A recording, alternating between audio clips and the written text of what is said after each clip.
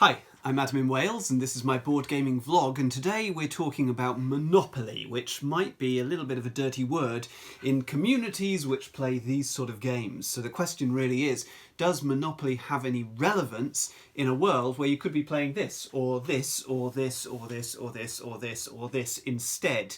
And I'm going to look a little bit at different variations of Monopoly, how the game has evolved. Now, back 10 years or so ago when I started playing all these modern type of board games, the big sort of catchphrase for hobby gamers was, no, not like Monopoly, because that was commonly the answer we had to give when people were saying to us, so what are you doing, with your free time? Well, you say you're playing these board games, what do you mean, like Monopoly? No, not like Monopoly. And actually, I'm finding more recently, over the last few years, I'm much more likely to be saying, no, not like Cards Against Humanity, and actually answering the question, well, I suppose sort of like Monopoly, When people say just like Monopoly, yeah, I suppose so. We're going around a board often, we're making decisions, exchanging money, negotiating. There's a lot in Monopoly which is in these modern games. Now, frequently over recent years, I've seen people absolutely slamming Monopoly. It's the thing to do if you're a modern strategy board gamer. There's videos about it on YouTube. Why is Monopoly so bad? And the things that people hate about Monopoly seem to be player elimination. The fact that you've got a long game, that's another downside. This game could go on for 3-4 hours plus if you ever get to the end. And for a lot of that time, some players are going to be sat out because they'll have been knocked out in the early stages of the game. There's very few decisions in the game, so people don't like that. The fact that the whole game is determined by rolls of dice. Now, there certainly are some decisions, largely around trading and deciding when to spend your money and when to hold a little bit of money back to protect you. But those are minimal, really, considering the time scale that's involved. People don't like the graphic design, the paper money. There's all sorts of stuff like that. There's lots of stuff about people creating these huge arguments. It's quite a mean-spirited game. It's all about trying to bankrupt your opponents. There's nothing very constructive about it. That's all true if we're talking about classic Monopoly. Now, when I say classic Monopoly, there was a precursor to Monopoly. So Monopoly was first a game called the Landlord's Game, which was invented in 1903, patented in 1904 by a woman called Elizabeth McGee in America.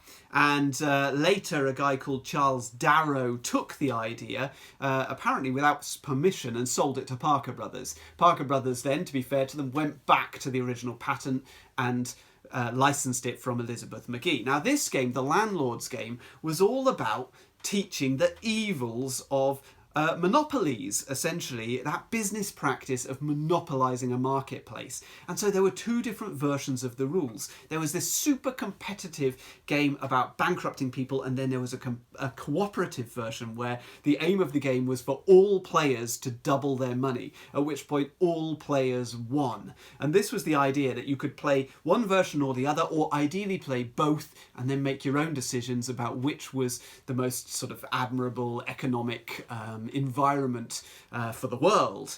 Of course, when Parker Brothers bought the game, they only ever pushed the Monopoly version, not the other version, which is called Prosperity. And then later, in 1991, Hasbro bought Parker Brothers, and then in 1994, this slew of licensed versions of Monopolies with changing rules, and certainly with a myriad of themes and settings, came into the marketplace. Now, I think a lot of the criticisms that are aimed at Monopoly are aimed at that older style version of Monopoly, the Parker Brothers version, where all we had was standard Monopoly and deluxe Monopoly. And now we have all sorts of different types. So let's have a look at how Monopoly has evolved over the last 20 or so years, I guess. And we're going to start by looking at Monopoly Millionaire. In Monopoly Millionaire, each space is primed with a fortune card. The first time this space is landed upon, the player takes the card and follows its instructions. This might give you free money, free houses, or even allow you to steal properties from your opponents. Often it simply allows you to purchase 2 properties instead of 1, and this significantly speeds up the early stages of the game as players amass sets of properties quicker. Players pass go more frequently in this Monopoly variant due to the shortened board, and when they do so, they collect income as normal, but they may also pay to upgrade their player token, for example, from a rowing boat to a speedboat to a yacht. The upgraded tokens pay out bigger rewards when you take chance cards. And the major change in this version of the game is that the winner is the first player to make $1 million, not the last person standing after all other players are bankrupted as in the standard game. This is a much quicker goal to reach. And one other feature to note in this version is the money tiles, which replace the paper money from the original game. These are a very welcome addition. In 2006, Hasbro brought out a version of Monopoly called Mega Monopoly, which had a much bigger board, more properties to buy, more to do, more of the same really. And I can only imagine that that game went on an extraordinary amount of time because the board was enormous. So Monopoly Millionaire is kind of the opposite end of that. This came out in 2012 and it has a smaller board and very quickly you get a whole load of properties because as you go around the board you're picking up those fortune cards and they often reward you with being able to buy two monopolies on your very first two properties on the very first sort of stages of the game. So very quickly everyone has got a selection of properties in front of them. This harks back to the original Landlords game where properties were actually dealt out before the game started, so everybody started with a selection of properties in front of them before you even started going around the board. In this game, it's quite cleverly designed so that actually you tend to end up with sets. So if I buy one property, then often I'll advance to the next property and I can possibly buy that. Well, that's likely to be part of the same set. So very quickly people have two properties of the same colour and now they're just hoping to vie for that third one, which is kind of at the point where the game of Monopoly actually gets a little bit exciting. So the whole thing is kind of ramped up and then the money escalates rapidly because as we go past that go, then we start to get bigger rewards. Every time we pass go, we get more because we've upgraded our vehicle. Every time we land on chance, we get bigger rewards. The game actually is cut quite short at about an hour and 10, an hour and 15, something like that. The game's going to come to an end because one player will hit $1 million. Now the great thing about that is that no one is, well, you can go bankrupt in this game, but it's less likely than in standard Monopoly because the game's over so quickly.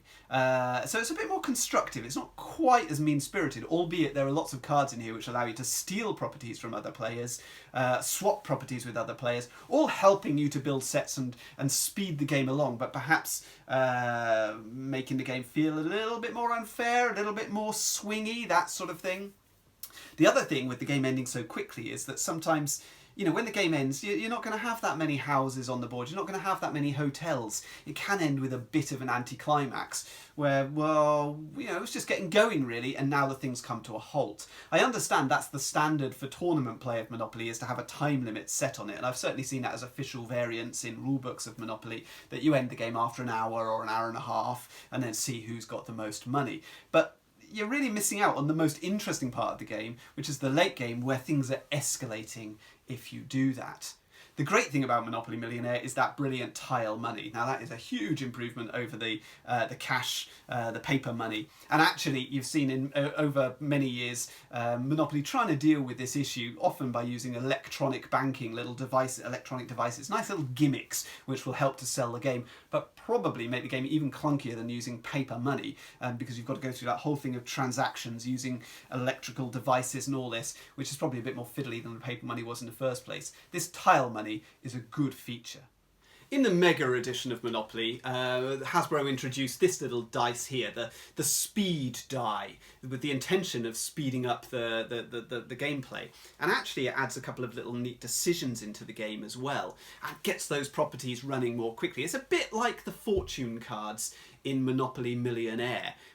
This was later incorporated into many editions of Monopoly, and actually I've got the die on its own, but you can use it in pretty much any game of Monopoly to speed the game along. So let's have a little look at how that works. When you play with the Monopoly speed die, you roll the extra red die along with your standard 2 dice.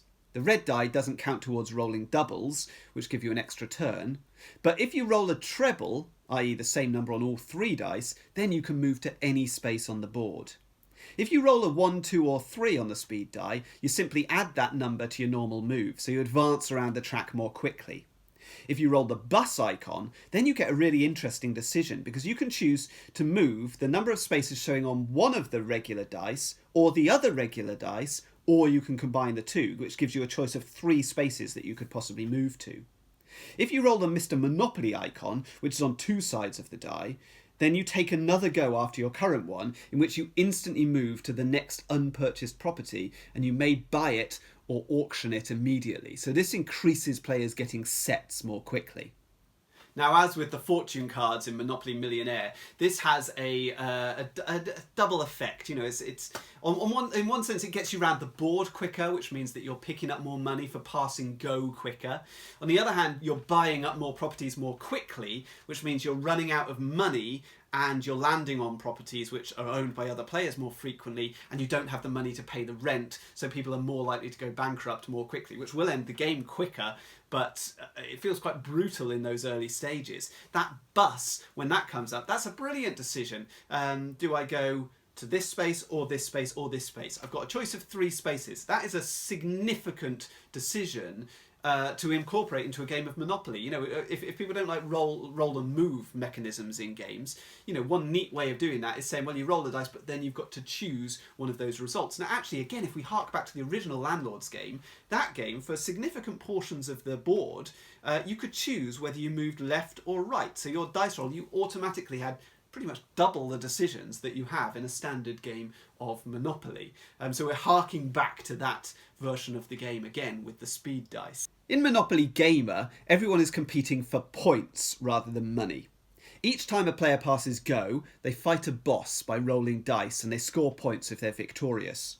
And throughout the game, each player will frequently be forced to drop coins on the spaces that they're currently occupying. Other players then collect these coins when they pass over those spaces. Landing on a pipe allows you to move great distances around the board, collecting all the coins in your path. Purchasing properties is really only a very small feature of the game, and you can't improve them at all with houses or hotels or anything like that. A completed set of 2 properties still charges double rent, and that's the simplicity of this set collecting in this version. On your turn, you roll a numbered die to move around the shortened track, and also a power-up die, which allows you to shoot shells at other players, forcing them to drop coins, or you might steal coins or collect coins from the supply, depending on what you roll. Each player also has 2 special abilities, dependent on their character. These are really powerful. Donkey Kong, for example, specialises in stealing coins from the other players. Peach specialises in collecting massive rents from her properties. Yoshi sucks up all the coins from the board. When the final boss is defeated, which is after a set numbers of laps of the board, then the game ends, and the player with the most points from fighting bosses, from buying properties, and from collecting coins wins the game. 2017's Monopoly Gamer is a real step in the right direction for Monopoly. Here we've gone some way away. You know, we're no longer building houses, we're not building hotels. In fact, we don't even care that much about buying up properties. What we're doing is going around the board, exchanging money, making deals. And the great thing here is that when I'm targeting somebody, so when I roll that, particularly that red shell, I choose who that shell hits and who's going to drop the coins, which allows much more for the sort of negotiation part of the game, where you can sort of say, well, look, I'll give you this property for, you know, you can buy it off me for 5, but in order to buy it from me for 5, I want you to promise you won't hit me with the shell next time that you roll it. And those sort of decisions, there's nothing in the rulebook which says whether those are binding or not, so we open up this whole other realm of negotiation and promises that doesn't feature in the earlier versions of Monopoly. Of course, in Monopoly, there's always been that thing of, you know, what do you do if somebody just fails to notice that they've landed on your spot? And actually, in some recent versions of Monopoly, including Monopoly Gamer, it clearly says, if you land on someone's space and they don't notice, then you don't have to pay them rent. Which again, I mean, in a game as chaotic as Monopoly Gamer, there are lots of really funny moments where people are kind of, you know, just sort of, they know you've landed on that they've landed on your space, but they're not going to tell you. Are the other players going to notice? And you get those moments of sort of sitting around waiting, kind of urging the next player to take their go so that we can move on without the player realising that they've just missed out on some income. That, I mean, in a strategy game, that wouldn't be acceptable. In a game of Monopoly, Mario World sort of edition, then that feels utterly rich and enjoyable. The dropping coins, the picking up coins, those mega turns where you've got those mega powers and jumping from one pipe to the next and picking up tons of coins. Brilliant moments. And actually, the game is ultimately decided based on the final boss battle, really. Realistically, the person who beats Bowser at the end of the game is very, very likely to win, and that's entirely dependent on a dice roll. So you get, you know, the game only takes about an hour, but you get to the end of that hour and then you realise that most of what you've been doing is fairly pointless, because it's ultimately going to come down to who beats that final boss. That's not to say it's not fun. It really, really is. It's colourful, the pieces are lovely, those playing pieces. In fact, in this game, you can collect lots of little extra pieces that you buy in different packs. I don't know how easily available they are now. I've certainly not seen them anywhere. But just with the game as it comes in the box, there's a rich, enjoyable experience here. It's not a strategy game, but it is funny. Monopoly Tropical Tycoon uses a DVD to guide much of the action. Welcome to Monopoly Tropical Tycoon. I'm Mr. Monopoly, your guide to this island paradise. Each player has a character with a special ability. For example, the police chief can manipulate jail, and the developer pays less for buildings. The mayor gets more money for passing go, etc.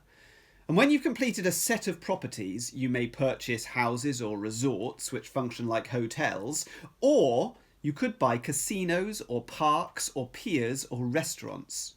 And these all give random payouts. They might be higher or lower than standard rents according to the weather, or depending on whether there's a cruise ship in the dock. And all of these things are randomly determined by the DVD. Casinos might even end up paying out money to the players who land on them instead of collecting rent for the player who owns them.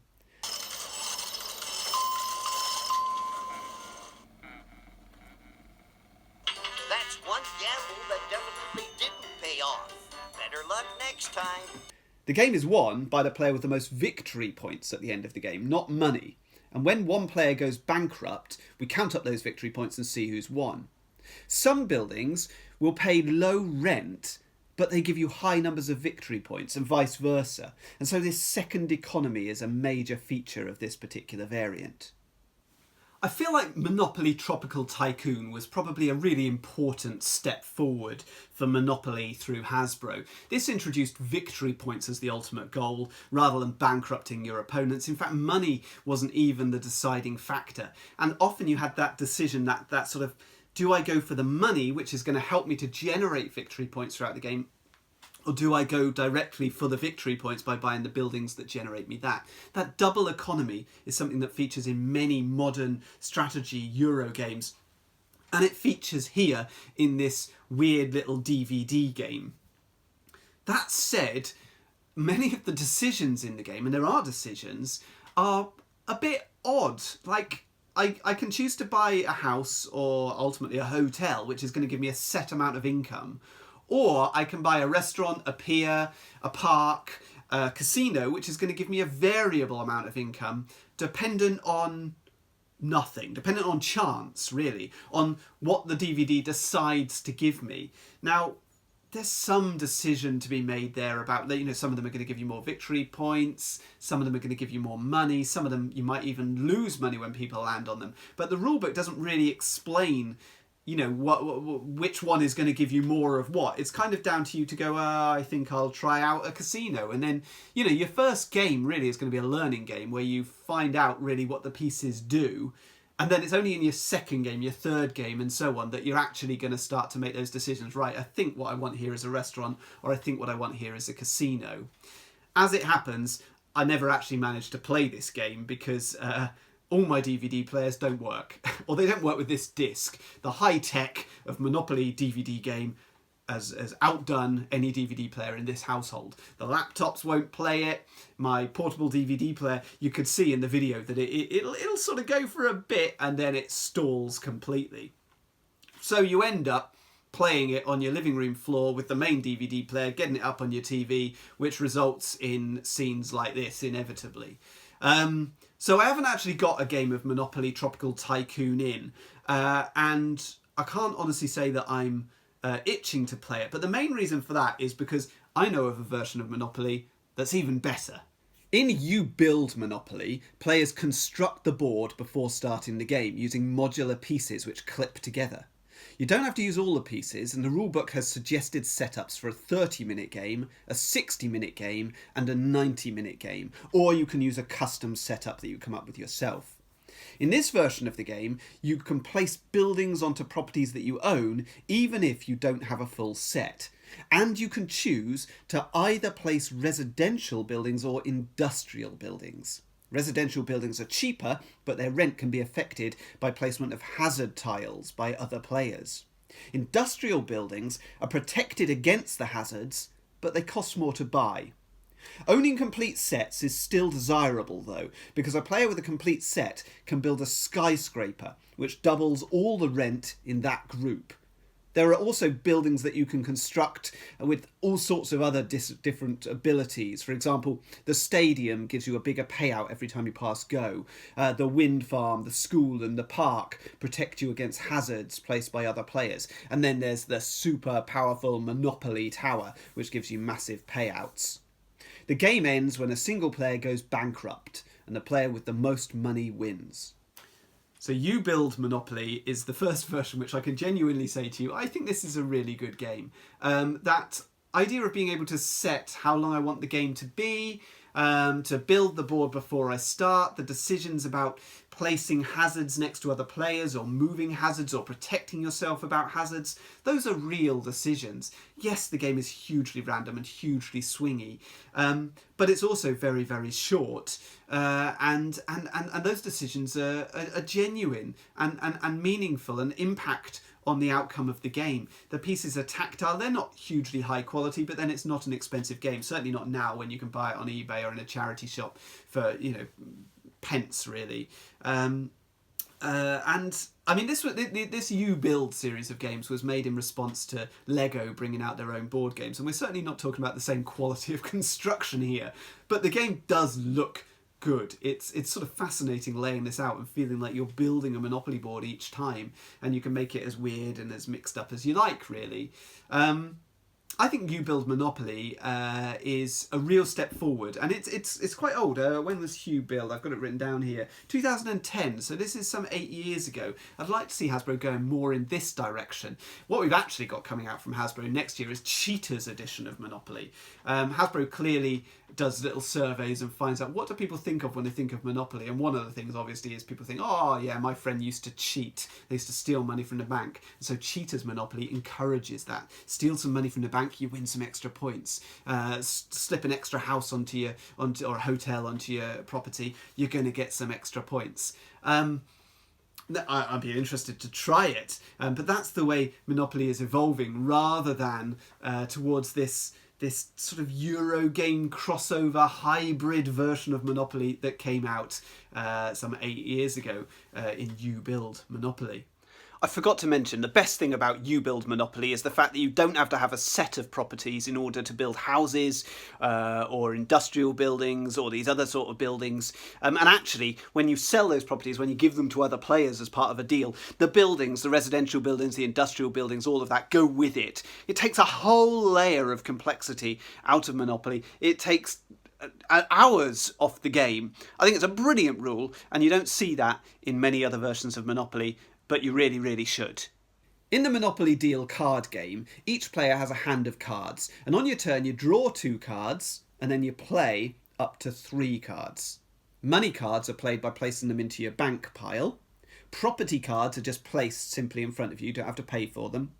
Action cards have all manner of special effects, usually nasty ones, like stealing from other players. You might even take their properties or take their money. But often they simply collect rent on the properties that you have on the table in front of you. The more properties you have in a matching set, then the greater the rent you charge to the other players. And if they can't afford to pay you from their bank, they have to give you properties instead. The first player to collect 3 full property sets wins the game. Clearly, this is not really Monopoly in the form that we're talking about here, the big board game type. This is a card game that uses the same graphic design and the same sort of branding as Monopoly, but the gameplay is very, very different. That said, it's got the spirit of Monopoly, the exchanging of money, the exchanging of properties, and actually that sort of mean-spirited play of attacking each other, all in a game that lasts about 15 to 20 minutes. It's very easy to teach, it's very fun to play. Modern card games in this sort of genre, your Munchkin, Killer Bunnies, Flux, this is better than those games. This has more decisions, just as much chaos, just as many funny moments. It's over quicker, it doesn't outstay its welcome. I believe there are some nice prettier versions, a Disney version, at some point a Transformers version, I think, I don't know how easy that is to get hold of. But actually, Monopoly Deal is a neat little card game by any standards. Yeah, it's unfair, yeah, it's swingy, yeah, it's a bit attacky, but so are many of those games, and in such a short game, that can actually be really quite fun. We had a good time with it. Monopoly Free Parking is a very simple dexterity game where players roll a die and it tells them where they must place a taxi token onto a rocking platform. If all the taxis tumble off the platform, then the player whose turn it is collects all the fallen tokens. The first player to place all their taxis wins the game. When you combine this minigame with Monopoly, it functions as a little minigame which you play when you land on the free parking space, which normally does nothing in regular Monopoly. In this version, the player must roll the dice 5 times and successfully place 5 taxis onto the rocking platform. If they do that, then they're allowed to move to any space on the playing board. So now, of course, we're on to the real nonsense, the basically branded pieces of merchandise that have that Monopoly logo stuck on them so that people will buy it. Never play a game of Monopoly with free parking incorporated on the free parking space and you have to play that topple board. Pointless, okay? Adds length to the game. It's actually a really easy challenge anyway to put 5 of those on there. There's a kind of fun sort of little dexterity game here. If this was a stocking filler or something that you just sort of pulled out after... it takes a minute to play. I don't know who would actually play it, or... I don't know. It's sort of fun, but there's so many good dexterity games out there. You don't really need to be playing this. And it has none of the spirit of Monopoly in it. It just has the similar sort of graphic design and similar sort of look. But what it does do is remind us that Monopoly really is a brand. Okay, Monopoly has been around for so long. It's kind of a tradition, a part of our culture, and it's not going anywhere. Okay, so Monopoly has to be seen in a different light to all these other sort of games. You have to take it on its own merits. Now, I know that people will often talk about Monopoly, or Monopoly ruined board games for people, or, there are people who don't play board games now because they hate them because they played Monopoly as a kid. And I just think if you hated Monopoly as a kid, you're probably not going to enjoy these games very much either. Because I played Monopoly loads as a kid, and I really enjoyed it. And it certainly, that's the thing that carried through into my adulthood and led to me enjoying all these sort of games. For me, it was a sort of gateway to gaming. It certainly wasn't a huge turn off to gaming. I see many, many people who are terrified of these sort of games. I mention them to friends of mine who have never played anything like that, and they don't really want to get involved. I see people struggle with the simplest rules in the simplest little games. But those people aren't intimidated by a game of Monopoly because they were taught to play it by their granddad, their mother, their father, and it was passed down to them, probably with the rules all wrong. But there's nothing scary about it, even though the game is actually fairly complex. So Monopoly has a place. It's a strange place. It's if it was designed now, I don't believe anybody would ever publish it. But it's here to stay. Love it or hate it, it's part of our sort of ancestry as board gamers, as board game designers. And if you give it another chance with these modern sort of versions, I think you'll find there's actually quite a lot to love about Monopoly in 2018. Anyway, thank you very much for watching this video. I hope this has done something to redress the balance with so much hatred towards Monopoly. I'm sure I'm going to get a lot of people completely disagreeing with me, and particularly when I've done previous videos talking about how awful roll and move is as a mechanism and so on and so forth. I still believe if you're a game designer designing games today, Monopoly is probably not your template for making a brilliant board game. But if somebody wants you to have a game, I'd say, yeah, get stuck in, have a go. If you want to gift for a kid, for somebody who likes to play board games, hasn't played, you could do worse, I think. I wouldn't go for the 4-hour versions, go for something lighter. Monopoly Gamer, that's a really good gift. You build Monopoly, brilliant. If you can get a nice pristine copy of that, that's a brilliant gift for anybody. Anyway, I'm Adam in Wales. This is my board gaming vlog. On Board Game Geek, I'm Adam78. If you want to follow me on YouTube, please subscribe to my channel, Adam's Board Game Wales, or follow me on Twitter @BoardGameWales. Thank you very much for watching. All the best.